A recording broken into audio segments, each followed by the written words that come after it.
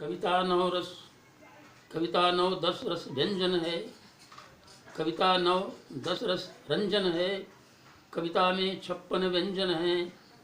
कविता आजन्म गीत गायन, कविता गायन कुल मंडन है। कविता की महिमा अलवेली, कविता ही है जीवन शैली। कविता यदि बन जाती कविता, कविता भर देती है थैली।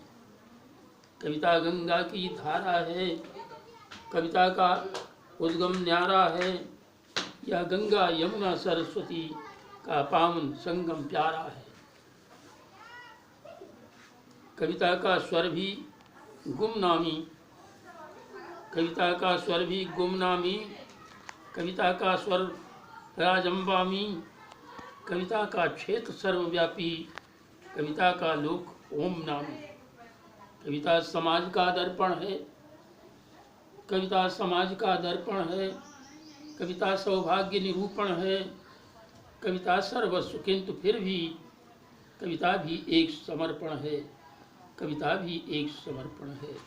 कविता जो की हरियाली है, कविता तन मन गद व्याली है। दोनों भावों से मूल्यमयी कविता जीवन वनमाली है, कविता जीवन वनमाली है। कविता रस छंद रुबाई है, कविता रस छंद रुबाई है।